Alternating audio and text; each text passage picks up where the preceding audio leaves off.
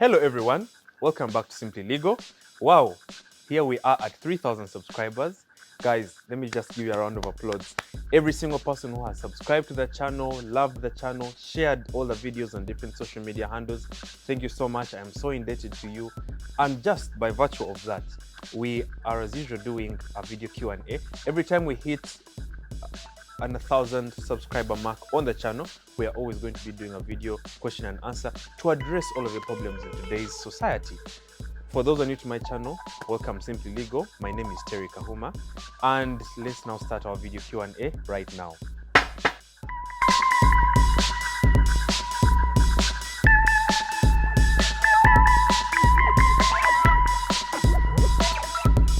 Papa Jemba, you asked if I am paying someone to stay in their hostel, to sleep on their premises, which is their hostel, and security is part of their package. When I am robbed, should they recover my laptop or should I get damages? So Papa Jemba, we need to look at the contract that you signed. First of all, I'll just speak generally. All contracts are governed by the Contracts Act 2010 of Uganda. Now, by the time you contracted with the hostel, let's say, what's the most famous hostel? Let's say Olympia Hostel or Nana Hostel. If you went to Nana Hostel and they normally give you those forms that you sign, and you signed that you know what be on the package, or they tell you that in case of damage on the hostel premises, then we're going to give you damage in regards to your property. However, it's not just that straightforward. In most cases, I think if you've been to many hotels or different places of work or business, they'll put parking at owner's risk. So by the time they put parking at owner's risk, that is a basic disclaimer telling you that anything that happens on our premises that is stolen, it's not on us. In law, we have what's called liability. So they are pushing away that liability away from them. So in regards to this hostel where your laptop was stolen, you need to go and review the contract very well. They are what's called implied terms and express terms. These are stated under Section 10 of the Contracts Act of Uganda 2010.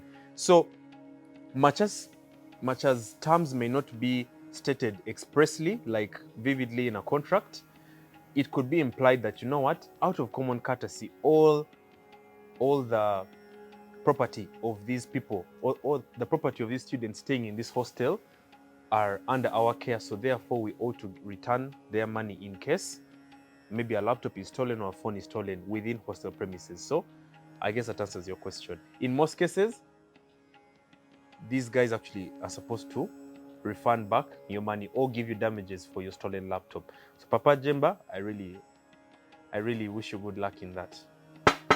This one came from a personal friend of mine. It's called Rhys Jamwa. He asked me, Terry, can I sue MTN successfully for the poor network that they constantly provide, despite my phone showing that I have a very good network? Rhys, that's a very interesting question. I saw a question on Twitter and I liked it. So, Rhys, first of all, we need to understand that much as MTN or Airtel or AfriCell that already left our economy are service providers or telecommunication companies, they also outsource the work that they do to other network providing companies. I'll give an example. In most cases, we may see MTN as a telecommunication company, but it also outsources its services of network provision or efficiency or quality of network to a company called ATC. At least, I think to the best of my ability, it subcontracts to a company called ATC. If I, Terry Kahuma, I contract with a person called Chris, then once I've contracted with Chris to do a certain piece of work, let's say may not have the expertise to build my farm, subcontract with a person called Moses. He knows that Moses has an ox farm, he knows he has the manpower to be able to construct the actual farm that Terry wants. So that is what MTN does. When MTN is a service provider, it's going to subcontract with ATS to be able to expand on the network coverage.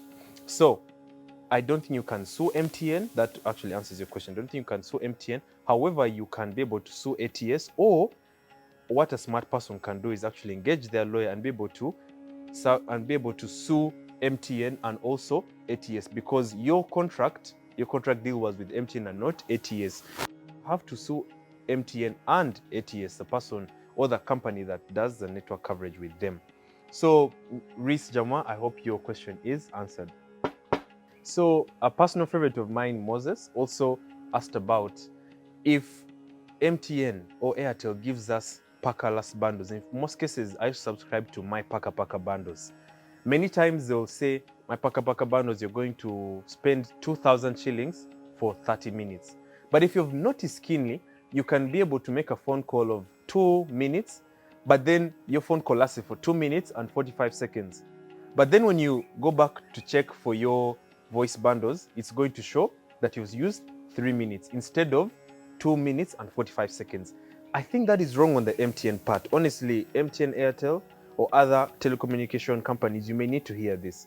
When you are providing a service, even when it comes to the UCC Act, which is the Uganda Communications Commission Act, and also other acts that relate to that issue thereafter, it means that this is a cyber contract. Contracts are moving from the physical one where you just sign, and they're moving to now cyber contracts. So if someone signs with you a contract, it was not direct signing, but by me subscribing to my pakapaka bundles or to my voice bundles, I'm not going to feel good if I subscribe for 25 minutes and then you're going to say that because I used a phone call of 3 minutes and 45 seconds, then that means I've used 4 minutes. I don't think that is right, because you need to calculate with me exactly what I've used. Because in the future, anyone can actually sue you for that as a breach of contract. If I've signed for my pakapaka bundles and you are you're cutting off way more than that I've used, then that is actually a breach of contract, because these terms were either implied or expressed. So MTN Airtel, style up. This person is anonymous. I don't know why in Q&As the person always puts their Twitter handle as anonymous, but Mr. Anonymous, you asked, how do I acquire land in Uganda? I already did a video. I've actually done 3 videos concerning how to acquire land, how to buy and secure your land, and also how to secure your land with a caveat. So I'll put all those links in the description below. So hope your question is answered. Mr. Kaya, first of all, nothing's ever forced. If she didn't want to come, then she actually did not come. But let me just answer in the legal sense. Emotional damage means psychiatric harm.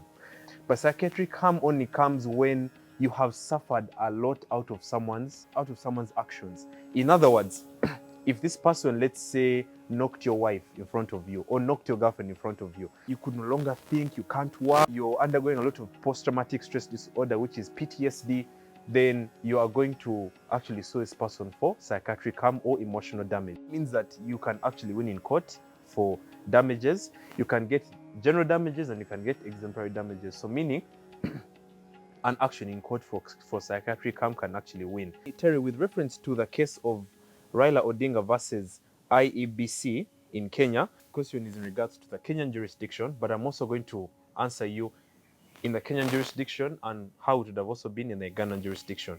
First of all, Mr. Yasin, you need to be able to understand that in regards to Kenyan jurisdiction, we both have what's called common law. In the common law practice, we're all by the British, and our law is not directly the same, but is kind of similar in the same sense.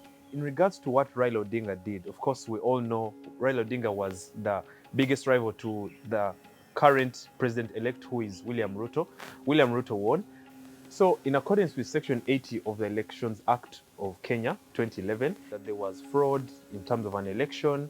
Anyone so claims that there was fraud in the election commission, then there's going to be a recount. So Mr. Yasin Ibrahim, in relation to your question, I think Raila Odinga may not necessarily win this petition. In fact, in most cases, he may lose a petition.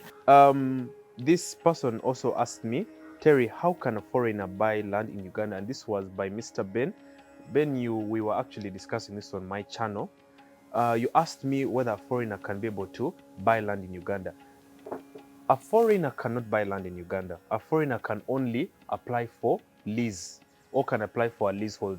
A foreigner can only lease a certain piece of land, and leasing is done for about 49 to 99 years. So it depends on what you want and for the purpose for which you want. Now, Ben further went on to ask me that if it's a farmland, if he or she is interested in a farmland in Uganda, then is it possible? And I said yes. To lease out a particular piece of land, the authority in the country have to be aware. The authorities contain National Environment Management Authority, which is NEMA, National Forest Authority, and also the government of Uganda. They need to know, if you are leasing this land, what is it for? It's for farmland. They need to be able to lease land which is in a particular place, which is predominantly known for farming purposes. So therefore, you cannot lease land in industrial area in Bogolowe because you cannot put a farm there. That is an area purely gazetted for industrial purposes. So I hope that answers your question. And also in relation to Article 237 of the Constitution, it states that a foreigner may only acquire a piece of land through leasehold title, meaning you cannot buy land. So wherever you are, whether from France, the UK, America, Turkey, you need to know that once you're foreign and you want to do business in Uganda, you can only do it with leasehold process. So hope your question is answered, Mr. Ben. How could I legally sue my partner who I am not dating and we're just cohabiting? It's safe to say that you cannot sue a person who you cohabited with. You can only sue a person who you're legally married with. Why? Because when you are legally married, either you're customarily married or you're married in the church or in a mosque or a civil wedding, then that is a contract signed between you two. And according to the laws of contract, a contract is binding between two parties, whether it's oral or written. In most cases, or in all cases, by the time there's a legal marriage, either religiously or customarily, then that is a legally binding marriage. So what I think you're also asking, what constitutes a valid marriage? I will do a video on that.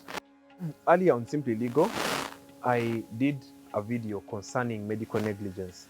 Yes, you can be able to sue the doctor. However, in law, we have what is called the deep pocket theory. This basically means that you work on behalf of a company and they end up knocking someone along Namamve Road in his line of duty, and it's in the space of working hours. Then you will not sue the you will not sue the driver of the Ruparelia car. You are going to be able to sue Ruparelia group of companies because that is the company under which the driver works. So therefore, you will not just sue the doctor, you will sue the company under which the doctor works under. So I hope your question is answered. We recently hit 3,030 subscribers. I'll keep reiterating that to you because we also, as Simply Legal, we have also launched our app, which is called Farmeron. Farmeron is here to connect you to a lawyer. So Farmeron connects lawyers and the general public together. You're able to get a lawyer on demand. So go to your Play Store, an Android Play Store. Please download the Farmeron application and be well acquainted with the laws of Uganda on Simply Legal and the legal help on Farmeron. Until next time, remain yours truly, Terry Kahuma. Hit the subscribe button, share this video. Also, there are many more other questions, but because of time, I will answer them in a part 2 video. Until next time, bye.